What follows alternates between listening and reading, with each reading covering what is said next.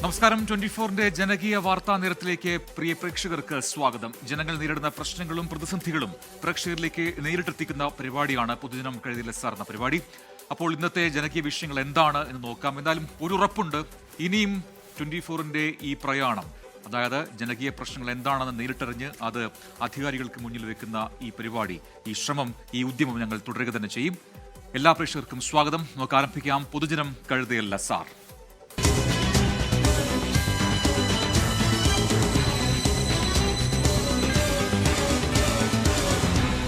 പൊതുജനം കഴുതയല്ല സാർ. എന്തായാലും ഏറ്റവും പ്രധാനപ്പെട്ട കഴിഞ്ഞ ആഴ്ചയിലെ വാർത്തകളിൽ ഒന്നായിരുന്നു ഈ GST പരിഷ്കാരം എന്നുള്ളത്. രാജ്യത്തെ സാമ്പത്തിക മേഖലയുടെ വളർച്ചയ്ക്ക് കാരണമാകും ഈ പരിഷ്കാരം എന്നാണ് പൊതുവിലുള്ള വിലയിരുത്തൽ. GST പരിഷ്കാരത്തോടെ കേരളത്തിൽ കടുത്ത തിരിച്ചടി നേരിടുന്നത് ലോട്ടറി വ്യവസായത്തിനാണ് എന്നത് മറ്റൊരു വസ്തുതയാണ്. നികുതി 40% ഉയർന്നതോടെ ലോട്ടറി വില ഉയർത്തേണ്ടി വരും എന്നാണ് ആശങ്ക. തിരുവോണം ബമ്പറിനെ ഉൾപ്പെടെ അത് ബാധിക്കുകയും ചെയ്യും. വിഷയത്തിൽ അടിയന്തര തീരുമാനം ഉണ്ടാകുമെന്ന് ധനമന്ത്രി KN ബാലഗോപാൽ 24-നോട് പറഞ്ഞു. ഏറ്റവും കൂടുതൽ പേർ ലോട്ടറി എടുത്ത് ഭാഗ്യപരീക്ഷണം നടത്തുന്ന കാലഘട്ടമാണ് ഓണക്കാലഘട്ടം. ഈ സമയത്ത് തന്നെയാണ് കേന്ദ്ര സർക്കാർ ഈ ലോട്ടറിയുടെ നികുതി 40% വർദ്ധിപ്പിച്ചുകൊണ്ട് തീരുമാനമെടുത്തത്. ഇത് എങ്ങനെയാണ് ഓണക്കാലത്തെ ലോട്ടറി വിപണിയെ ബാധിക്കുക എന്ന ആശങ്കയിലാണ് തൊഴിലാളികൾ. ഒപ്പം സർക്കാരും പ്രതിസന്ധിയിലാണ്. പുതുക്കിയ GST നിരക്ക് ഈ മാസം 22 മുതൽ പ്രാബല്യത്തിൽ വരും. ലോട്ടറിയുടെ നികുതി 28-ൽ നിന്ന് 40% ഉയരും. ഇപ്പോൾ 500 രൂപയ്ക്ക് വിൽക്കുന്ന ഓണം ബമ്പർ 22-ാം തീയതിക്ക് ശേഷം ഏത് വിലയ്ക്ക് വിൽക്കും? വില വർദ്ധിപ്പിക്കേണ്ടി വരുമോ എന്നതുൾപ്പെടെയാണ് ആശങ്ക. 22-ാം തീയതി എന്ന് പറഞ്ഞു കഴിഞ്ഞാൽ ഓണം ബമ്പർ 29-ാം തീയതി വരെ വിൽക്കും. ഇട്ടോണ്ടിരിക്കുന്ന ലോട്ടറിക്ക് തന്നെ 500 രൂപയുടെ എൻ്റെ ടിക്കറ്റ് അറിയാം. 25 കോടിയാണ് സമ്മാനം ഒന്നാണ്. ഒത്തിരി രണ്ടാം സമ്മാനമൊക്കെ 1 കോടി വെച്ച് ഒത്തിരി പേർക്കുണ്ട്. ഇതിനെ ആ സമയത്ത് തന്നെ നമുക്ക് എങ്ങനെ ഈ ടാക്സ് മാറ്റുക എന്നൊക്കെ പറഞ്ഞ് വലിയ പ്രായോഗികമായ പ്രശ്നമാണ്. അതാണ് ഒരു കാര്യം. ലോട്ടറി ബമ്പർ ഉൾപ്പെടെ എല്ലാം. അതുപോലെ GST കൗൺസിലും കേന്ദ്ര ധനമന്ത്രിയെയും നേരിട്ട് കണ്ട് പ്രതിസന്ധി അറിയിച്ചു. പക്ഷേ കേരളത്തിന്റെ പരാതി പരിഗണിച്ചിട്ടില്ല. അടിയന്തരമായി ലോട്ടറി തൊഴിലാളികളെ ഉൾപ്പെടെ യോഗം വിളിച്ച് തീരുമാനമെടുക്കാനാണ് ആലോചന. എങ്ങനെയാണ് ഈ കാര്യം കൈകാര്യം ചെയ്യുന്നതെന്നൊരു പ്രശ്നം തന്നെയാണ്. ഈ ലോട്ടറിയുടെ വില കൂട്ടണോ, സമ്മാനങ്ങളും കമ്മീഷനും ബാക്കിയും എല്ലാം വരുന്ന പ്രശ്നമാണ്. അപ്പോൾ അതുകൊണ്ട് അടിയന്തരമായിട്ട് ആ കാര്യത്തെ സംബന്ധിച്ച് ചർച്ച ചെയ്യും. ഈ ആഴ്ചയൊക്കെ ആയിട്ട് അത് സംസാരിച്ച് ഒരു ധാരണയാക്കിയില്ലെങ്കിൽ ലോട്ടറി വല്ലാത്തൊരു അവസ്ഥയിലേക്ക് പോകും. സർക്കാർ നിയന്ത്രണത്തിൽ പേപ്പർ ലോട്ടറി നടത്തുന്ന ഏക സംസ്ഥാനമാണ് കേരളം. 2 മാസം മുൻപാണ് മറ്റ് ലോട്ടറികളുടെ വില 10 രൂപ കൂട്ടി പുതുക്കി നിശ്ചയിച്ചത്. വീണ്ടും വില ഉയർത്തിയാൽ വിൽപ്പനയെ ബാധിക്കുമോ എന്ന ആശങ്കയുമുണ്ട്. പെട്ടെന്ന് 50 രൂപയായപ്പം തുടക്കം ഒരു നല്ല സെയിൽ താഴോട്ട് പോയായിരുന്നു. പക്ഷേ ഇപ്പം നമുക്ക് ആ പഴയ സെയിലിനേക്കാൾ കൂടുതൽ 40 ടിക്കറ്റ് വിറ്റതിനേക്കാൾ കൂടുതൽ സെയിൽ ഇപ്പോൾ പോയിക്കൊണ്ടിരിക്കുന്ന സമയമാണ് ഇപ്പം. പക്ഷേ ഈ നികുതി കൂട്ടിയത് എങ്ങനെ റിഫ്ലക്റ്റ് ചെയ്യുമെന്ന് പറയാറായിട്ടില്ല. അത് കാരണം ഒരു ചെറിയൊരു മാറ്റം പോലും ലോട്ടറിയെ പെട്ടെന്ന് ബാധിക്കും. പെട്ടെന്നൊരു മാറ്റം അത് വലിയ രീതിയിൽ ബാധിക്കാനുള്ള ചാൻസ് കൂടുതലും. ഇപ്പം തന്നെ 50 ആയപ്പോൾ നമുക്ക് കച്ചവടങ്ങൾ കുറഞ്ഞു. പിന്നെ പ്രൈസ് ഇല്ല എന്നുള്ളൊരു പരാതി. നിരന്തരം എങ്ങനെ കൂട്ടിയാലേ പൈസ ആയവരും വയ്യാത്തവരൊക്കെ ചെയ്യുന്ന ഒരു കച്ചവടമാണ്. അതൊരു നിവൃത്തിയില്ലാതെ വരുമ്പോഴാണ് ഇത് ചെയ്യുന്നത്. ഇവരെ ഗവൺമെൻറ്, അത് ഏത് ഗവൺമെൻറ് ആയാലും ഇത് ചെയ്യരുത്. പുതിയ GST സ്ലാബ് നിലവിൽ വരുന്ന സെപ്റ്റംബർ 22-ന് ശേഷം വില വർധനവ് നടപ്പിലാക്കാതെ മുന്നോട്ട് പോകാനാകില്ല എന്ന വിലയിരുത്തലാണ് സർക്കാർ. അത്തരത്തിൽ വില വർധനവ് നടപ്പിലാക്കിയാൽ അതിനു മുൻപ് ഇത്തരത്തിൽ അച്ചടിച്ചു വെച്ചിരിക്കുന്ന ലോട്ടറി ടിക്കറ്റുകൾ എന്തു ചെയ്യും? ഈ ടിക്കറ്റുകൾ പിന്നീട് വിൽക്കാനാകുമോ, അതോ വില കൂട്ടിയാൽ ആളുകൾ വാങ്ങുമോ തുടങ്ങി നിരവധി ചോദ്യങ്ങളും ബാക്കിയാകുകയാണ്. ഉമേഷ് പാലകൃഷ്ണൻ, 24 തിരുവനന്തപുരം. പൊതുജനം കഴുതയല്ല സാർ. എന്തായാലും ലോട്ടറി വില വർദ്ധിപ്പിക്കേണ്ടി വരും എന്ന് തന്നെയാണ് ഇപ്പോൾ ലഭിക്കുന്ന സൂചനകളിൽ നിന്നും വ്യക്തമാകുന്നത്. എന്തായാലും തിരുവോണം ബമ്പർ 25 കോടിയാണ് ഇത്തവണത്തെ ബമ്പർ പ്രൈസ്. റെക്കോർഡ് തുകയാണ്. ആ ബമ്പറിന്റെ വിലയും ഈ മാസം 22-ന് ശേഷം വർദ്ധിപ്പിക്കേണ്ടി വരും എന്നാണ് നമുക്ക് മനസ്സിലാക്കാൻ കഴിയുന്നത്. നോക്കാം ചില പ്രതികരണങ്ങൾ കൂടി. ബമ്പറിൻ്റെ വില ഉൾപ്പെടെ സാധാരണ ടിക്കറ്റുകളുടെയും വില കൂടുമെന്നാണ് നമ്മൾ മനസ്സിലാക്കുന്നത്. ലോട്ടറി ഫീൽഡിലുള്ള എല്ലാവരും വിൽപ്പനയെ ബാധിക്കാൻ സാധ്യതയുണ്ട്. വിൽപ്പന കുറയാൻ സാധ്യതയുണ്ട്. ബമ്പർ വലിയ കുഴപ്പമൊന്നും തോന്നുന്നില്ല. ഈ ടിക്കറ്റ് അത്ര, എന്നാലും ഇപ്പോൾ എടുക്കുന്നുണ്ട്. GST ആയിട്ട് കണക്ട് ചെയ്ത് എങ്ങനെയാണെന്ന് അറിഞ്ഞുകൂടാ. സർക്കാരിന് വേറെ ഒരു കാര്യം ചെയ്യാം. വില കൂടിയാൽ ഈ തൊഴിലാളികളെ നോക്കാതെ വരുമാനത്തിൽ നിന്ന് അല്പം കുറയ്ക്കാമല്ലോ. സർക്കാരിന് കുറയ്ക്കാമല്ലോ. അല്ല, വിൽക്കുന്ന ജനങ്ങളെ പ്രൈസിൻ്റെ എണ്ണം കുറയ്ക്കുകയും ഇതും ലാഭം കുറച്ചിട്ട് ഇപ്പം എന്ത് കാര്യം? GST കൂടി ഇപ്പോൾ 5% മറ്റുള്ള ചെറിയ ഇതിനെല്ലാം കുറച്ചിട്ടുണ്ട്. കൂട്ടിയെങ്കിൽ സർക്കാർ അതിന് പരിഹരിക്കാനേ ഉള്ളൂ. സർക്കാരിന് വരുന്ന വരുമാനത്തിൽ അല്പം കുറയ്ക്കട്ടെ. ഇനി കേരളത്തിൽ കഴിഞ്ഞ കുറേ നാളുകളായി നേരിടുന്ന ഒരു വലിയ പ്രതിസന്ധിയാണ്, വലിയ ആശങ്കയാണ് ഈ അമീബിക് മസ്തിഷ്ക ജ്വരം, അതുൾപ്പെടെയുള്ള പകർച്ചവ്യാധികൾ. അങ്ങനെ ഇതിനൊക്കെ കാരണമാകുന്നത് ഈ കെട്ടിക്കിടക്കുന്ന അഴുക്കുചാലുകളാണ്, അല്ലെങ്കിൽ ഒരുപാട് നാളുകളായി ആരും ഉപയോഗിക്കാതെ കിടക്കുന്ന കുളങ്ങളാണ് എന്നൊക്കെയുള്ള പഠനങ്ങൾ നമുക്ക് നേരത്തെ നമ്മുടെ മുന്നിലുണ്ട്. പകർച്ചവ്യാധി ഭീഷണി ഉയർത്തുന്ന പശ്ചിമ കൊച്ചിയിലെ കനാലുകൾ അത് മറ്റൊരു പ്രധാനപ്പെട്ട പ്രതിസന്ധിയായി മാറിയിട്ടുണ്ട്. കൽവത്തി, രാമേശ്വരം, ഇരവേലി കനാലുകളിൽ ബാക്ടീരിയകളുടെയും രാസപദാർത്ഥങ്ങളുടെയും സാന്നിധ്യം രൂക്ഷവുമാണ്. കനാലുകൾ നവീകരിക്കാൻ 100 കോടിയുടെ പദ്ധതി ആലോചനയിലുണ്ടെങ്കിലും അധികൃതർ പ്രാഥമികമായ നടപടികൾ പോലും തുടങ്ങിയിട്ടില്ല എന്നതാണ് വസ്തുത. കനാലുകൾ അടിയന്തരമായി നവീകരിക്കണമെന്ന ആവശ്യം ഇതോടെ ശക്തമായിരിക്കുകയാണ്. 3000-ലധികം കോടിയുടെ പദ്ധതിയാണ് കൊച്ചി നഗരത്തിലെ കനാലുകൾ നവീകരിച്ച പാശ്ചാത്യ രീതിയിലേക്ക് മാറ്റുന്നതിനു വേണ്ടി പ്രഖ്യാപിച്ചിരിക്കുന്നത്. എന്നാൽ പശ്ചിമ കൊച്ചിയിലെ കനാലുകളോടുള്ള അവഗണന ഇപ്പോഴും തുടരുകയാണ്. മാലിന്യങ്ങൾ തളം കെട്ടിക്കിടക്കുകയാണ് പശ്ചിമ കൊച്ചിയിലെ കനാലുകളിൽ.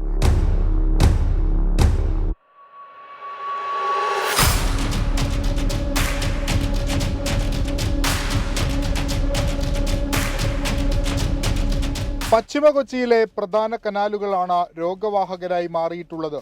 കനാലുകളിൽ അനുവദനീയമായ അളവിൽ കൂടുതലാണ് നൈട്രേറ്റിന്റെയും സൾഫേറ്റിന്റെയും സാന്നിധ്യം. പരിസരവാസികൾ നേരിടുന്നത് കടുത്ത ഭീഷണി. കനാൽ നവീകരണത്തിനായി 100 കോടിയുടെ പദ്ധതി ആലോചനയിലുണ്ടെങ്കിലും ഇതുവരെ പ്രാഥമിക നടപടികൾ പോലും ആരംഭിച്ചിട്ടില്ല. കുറേ വർഷങ്ങളായിട്ട് കനാലിൽ നമുക്ക് ക്ലീനിങ് സംബന്ധമായിട്ടുള്ള കാര്യങ്ങൾ നല്ല രീതിയിൽ നടന്നിട്ടില്ല. എപ്പോഴും പദ്ധതികൾ വരുമ്പോൾ അത് പശ്ചിമ കൊച്ചിയെ അവഗണിച്ചുകൊണ്ടാണ് പദ്ധതികൾ സാധാരണ കോർപ്പറേഷൻ്റെ ആയാലും സംസ്ഥാനത്തിൻ്റെ ആയാലും വരുന്നത്. നമുക്കറിയാം, ഇവിടെ ഫോർട്ട് കൊച്ചി ബീച്ചുമായി ബന്ധപ്പെട്ടുള്ള നവീകരണ പ്രവർത്തനം നമ്മൾ കണ്ടതാണ്. 2.5 കൊല്ലം മുമ്പ് മന്ത്രി വന്നിട്ട് ഇതുവരെയും ഒരു കാര്യവും അവിടെ അനങ്ങിയിട്ടില്ല. അതോടൊപ്പം തന്നെ കനാൽ റിന്യൂവേഷനായിട്ട് വന്നേക്കുന്ന പദ്ധതിയിൽ ഇപ്പോൾ ഇലക്ഷൻ മുന്നിൽ കണ്ടുകൊണ്ട് ഒരു 100 കോടി രൂപ പ്രഖ്യാപിച്ചുകൊണ്ട് ഇനിയിപ്പോൾ ഒന്നും നടക്കാൻ പോകുന്നില്ല. 1 മാസത്തിനുള്ളിൽ തന്നെ അതിൻ്റെ ഇലക്ഷൻ നോട്ടിഫിക്കേഷൻ വരും. അത് 100 കോടി പ്രഖ്യാപിച്ചുകൊണ്ട് അതൊരു കനാൽ റിന്യൂവേഷൻ എന്ന് പറഞ്ഞ് ഒരു പദ്ധതി ഇപ്പോൾ തയ്യാറാക്കിയിട്ടുണ്ട്. പക്ഷേ ഇത് നാളെ ഇതുവരെയും കൗൺസിലിൽ ചർച്ചയോ അല്ലെങ്കിൽ എവിടേക്കാണ് ചെയ്യണേതൊന്നും ആർക്കും ഒരു പിടുത്തവുമില്ല. വെള്ളപ്പൊക്കമുണ്ടായാൽ സ്ഥിതി രൂക്ഷമാകും. അതിനു മുൻപ് പ്രതിരോധ നടപടികൾ സ്വീകരിക്കണം. പലതവണ ജനപ്രതിനിധികളോട് ആവശ്യപ്പെട്ടെങ്കിലും ആരും തിരിഞ്ഞു നോക്കുന്നില്ലെന്നാണ് ആക്ഷേപം.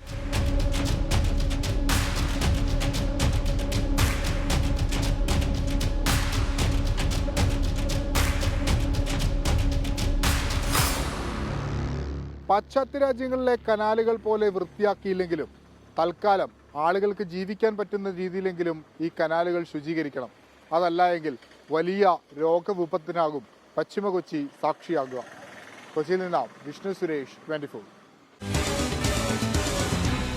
പൊതുജനം കഴുതയല്ല സാർ. ശബരിമല തീർത്ഥാടന കാലം ആരംഭിക്കാൻ മാസങ്ങൾ മാത്രമാണ് ബാക്കിയുള്ളത്. പക്ഷേ തകർന്ന അവസ്ഥയിലാണ് പത്തനംതിട്ട കല്ലേലി അച്ഛൻ കോവിൽ റോഡ്. തീർത്ഥാടന കാലത്ത് തമിഴ്നാട്ടിൽ നിന്നുൾപ്പെടെ നിരവധി ഭക്തരെത്തുന്ന പാതയാണ് അങ്ങനെ പൊട്ടിപ്പൊളിഞ്ഞു കിടക്കുന്നത്.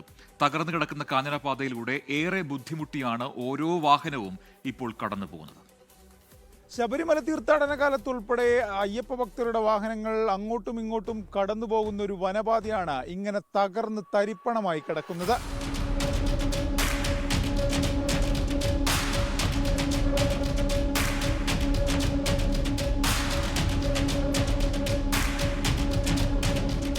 സംസ്ഥാനത്തിന്റെ വിവിധ ഭാഗത്തു നിന്നുള്ള ശബരിമല തീർത്ഥാടകരും തമിഴ്നാട്ടിൽ നിന്നുള്ളവരും ദർശനം കഴിഞ്ഞ് കോന്നി കല്ലേലി വഴി വനപാതയിലൂടെയാണ് ചരിത്രപ്രസിദ്ധമായ അച്ഛൻകോവിൽ ക്ഷേത്രത്തിൽ എത്തിച്ചേരുന്നത്. ഈ പാതയിലൂടെയുള്ള കലുങ്കുകളും ചപ്പാത്തുകളും തകർന്ന അവസ്ഥയിലാണ്. റോഡിന്റെ അവസ്ഥ അതിലും ദുഷ്കരം. വളരെ മോശമാണ്. അതേപോലെ തന്നെ ഇത് നമ്മുടെ പാടം സെക്ഷനിൽപ്പെട്ട സ്ഥലമാണ്. ഇവിടുത്തെ കാട് പോലും ഇതുവരെ ഇവർ ഉദ്യോഗസ്ഥരെ വെട്ടാൻ അനുവദിക്കുന്നില്ല. ഒന്ന് സുഖമില്ലാതായെങ്കിലും പെട്ടെന്ന് ആശുപത്രി കൊണ്ട് എത്തിക്കാൻ പറ്റത്തില്ല. അച്ഛൻകോവിൽ ക്ഷേത്രത്തിലേക്കും ആവണിപ്പാറ ഉന്നതിയിലേക്കും അതിലുപരി തമിഴ്നാട്ടിലേക്കും കടന്നുപോകുന്ന അന്തർ സംസ്ഥാന പാത കൂടിയാണ് ഇത്. എല്ലാ വർഷവും റോഡ് പേരിന് നന്നാക്കുന്നു എന്നതിനപ്പുറം ഈ പാതയുടെ ശോചനീയാവസ്ഥയ്ക്ക് സ്ഥിരമായൊരു മോചനമില്ല. റോഡെല്ലാം തകർന്നു കിടക്കുന്ന കാരണം വണ്ടികളൊന്നും വരത്തില്ല. സ്വാമിമാരും തന്നെ വരുന്ന വലിയ പാടുപെട്ടാണ് വരുന്നത്. മൊത്തം കാലിൽ വെള്ളയെല്ലാം മൊത്തം എല്ലാം ഒരു റോഡിന് നടുക്ക് മൊത്തം വാഴ വെച്ച് പിടിപ്പിക്കുക. അതുപോലെ സംവിധാനത്തിൽ കിടക്കുക. തകർന്നു കിടക്കുന്ന കാനനപാതയിലൂടെ ഏറെ ബുദ്ധിമുട്ടിയാണ് ഓരോ വാഹനവും കടന്നു പോകുന്നത്. ഇതിനിടെ ആന ഉൾപ്പെടെയുള്ള വന്യജീവികൾ ആക്രമിക്കാനെത്തിയാൽ കുണ്ടും കുഴിയുമുള്ള റോഡിലൂടെ വണ്ടി ഓടിച്ച് രക്ഷപ്പെടുക എന്നത് അതിസാഹസികമായ ദൗത്യമാണ്. സാധാരണക്കാരന്റെ നികുതി പണം കൊണ്ടാണ് സംസ്ഥാനത്തെ ഓരോ റോഡും നിർമ്മിക്കുന്നത്. നികുതി അടയ്ക്കുന്ന പൗരനോട് കുറച്ചെങ്കിലും ഉത്തരവാദിത്തം കാണിക്കാൻ ബന്ധപ്പെട്ട ഉദ്യോഗസ്ഥർ തയ്യാറാകണം. ഒരു താൽക്കാലിക പ്രവർത്തനങ്ങൾക്കപ്പുറം സ്ഥിരമായ ഒരു പരിഹാരമാണ് ഈ റോഡിന്റെ കാര്യത്തിൽ ഇന്നാട്ടുകാർക്ക് വേണ്ടത്. ക്യാമറമാൻ സഞ്ജയ് ഇക്ബാലിനൊപ്പം എ വി ജയശങ്കർ, 24 പത്തനംതിട്ട. പൊതുജനം കഴുതയല്ല സാർ. ഓരോ തെരഞ്ഞെടുപ്പ് കാലത്തും കോഴിക്കോട് മാവൂരിലെ ചർച്ചാ വിഷയം കുറ്റിക്കടവ് പാലമാണ്. നാട് നീളെ വലിയ പാലങ്ങൾ വന്നപ്പോഴും കുറ്റിക്കടവിലെ യാത്രാ ദുരിതത്തിന് മാത്രം യാതൊരു മാറ്റവുമില്ല എന്നതാണ് യാഥാർത്ഥ്യം. മുക്കം ഉൾപ്പെടെയുള്ള മേഖലയിൽ നിന്ന് കോഴിക്കോട് നഗരത്തിലേക്ക് എളുപ്പത്തിൽ എത്തിച്ചേരാവുന്ന മാർഗമാണ് ഈ കുറ്റിക്കടവ് പാലം. 2002 നിർമ്മിച്ച പാലം വീതി കൂട്ടി നവീകരിക്കണമെന്നാണ് ആ നാട്ടുകാരുടെ ഏറെ നാളത്തെ ആവശ്യം.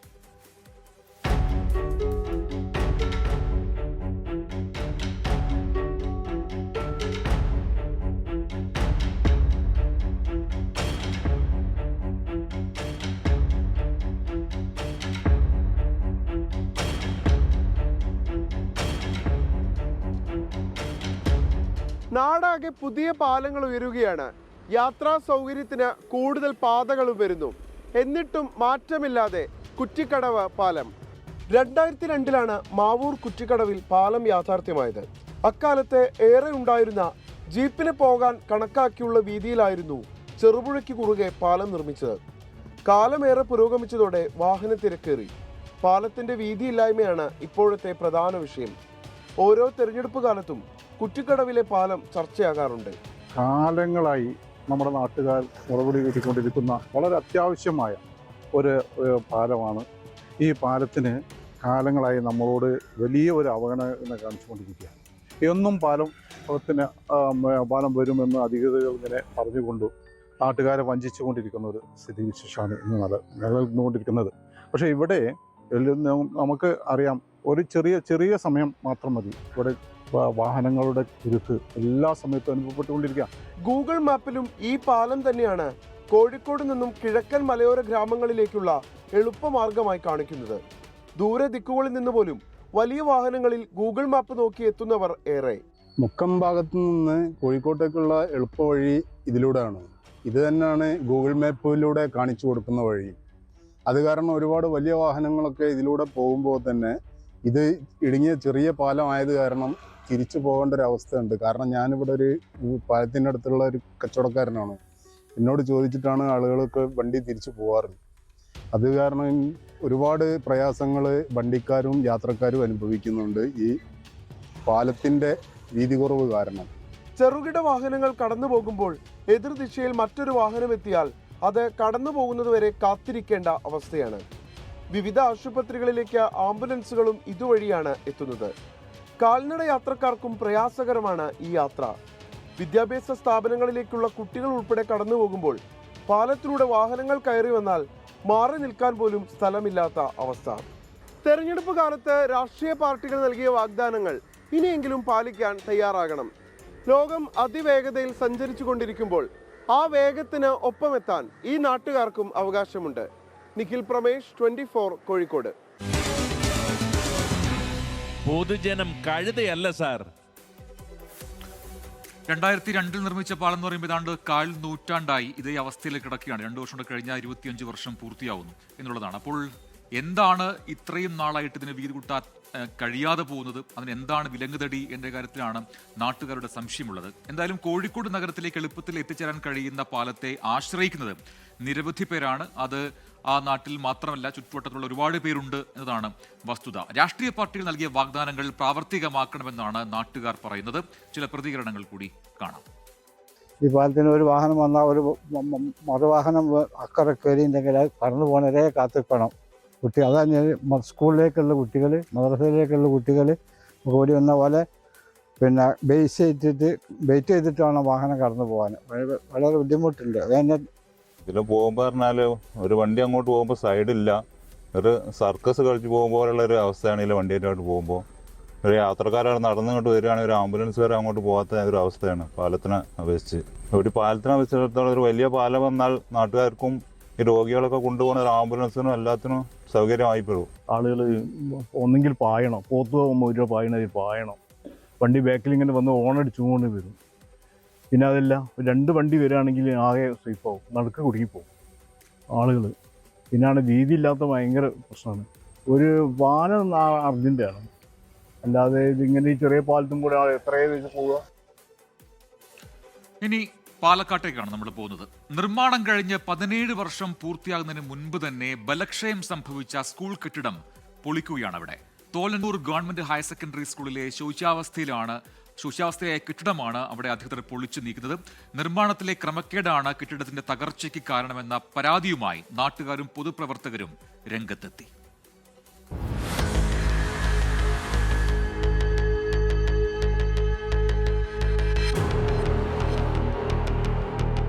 തോലന്നൂർ സർക്കാർ സ്കൂളിലാണ് നമ്മളിപ്പോൾ നിൽക്കുന്നത്. നമുക്ക് പിറകിൽ കാണുന്നതാണ് ഇവിടുത്തെ ഒരു പ്രധാനപ്പെട്ട കെട്ടിടം.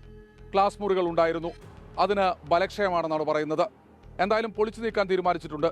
പക്ഷേ 15 വർഷം മാത്രം കാലപ്പഴക്കമേ ഈ കെട്ടിടത്തിനുള്ളൂ എന്നതാണ് അതിൽ അഴിമതിയുടെ പങ്ക് എത്രത്തോളമുണ്ട് എന്നത് തെളിയിക്കുന്നത്.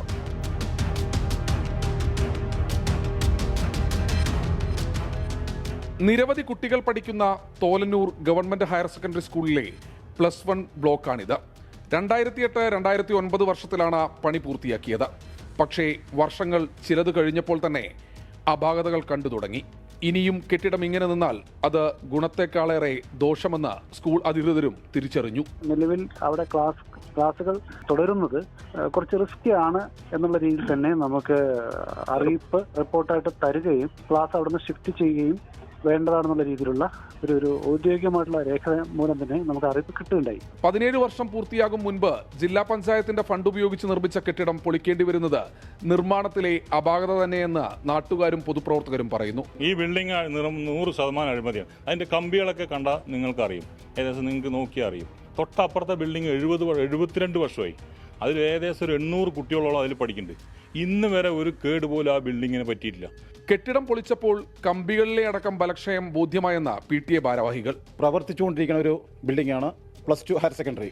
അതിലെ കുട്ടികൾ പോലെ തന്നെ ഇപ്പോൾ അത് മാറാൻ വേണ്ടി നോട്ടീസ് കൊടുത്തിരിക്കുകയാണ്. കാരണം പറഞ്ഞാൽ അവിടെ ആ സൈഡൊക്കെ ഇടിഞ്ഞിട്ടുണ്ട്.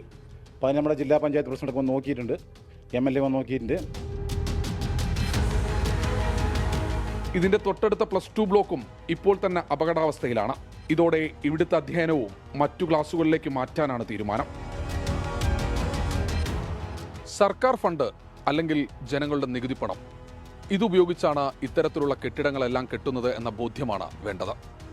അന്വേഷണം വേണം. അഴിമതി ഉണ്ടെങ്കിൽ ശക്തമായ നടപടിയും. രാജീവ് സുധേവിനൊപ്പം ശ്രീകുമാരൻ, 24 പാലക്കാട്. പൊതുജനം കഴുതയല്ല സാർ.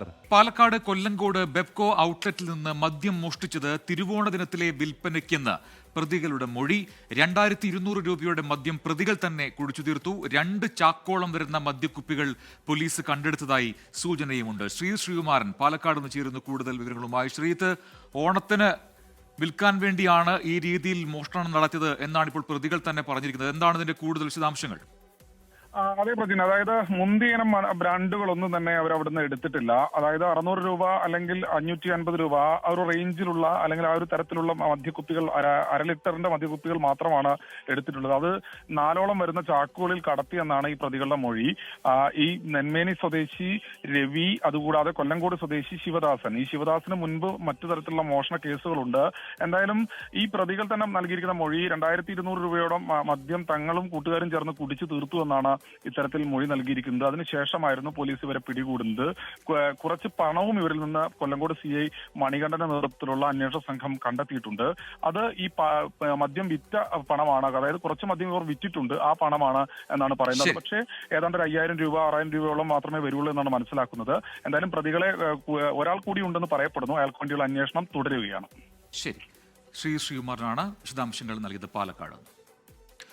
ഇതോടെ പൊതുജനം കഴുതലെ സാർന്ന പരിപാടിയുടെ ഇന്നത്തെ അധ്യായം പൂർത്തിയാവുകയാണ്. കൂടുതൽ ജനകീയ വിഷയങ്ങളുമായി നാളെ ഇതേ സമയം കാണാം. ലോകത്തെവിടെയായാലും ഏത് സമയത്തും 24 വാർത്തകളും ഓഗ്മെന്റഡ് റിയാലിറ്റി പാക്കേജുകളും എക്സ്പ്ലെയിനറുകളും വിശദമായി കാണാൻ ഞങ്ങളുടെ YouTube ചാനൽ നിങ്ങൾക്ക് സബ്സ്ക്രൈബ് ചെയ്യാം.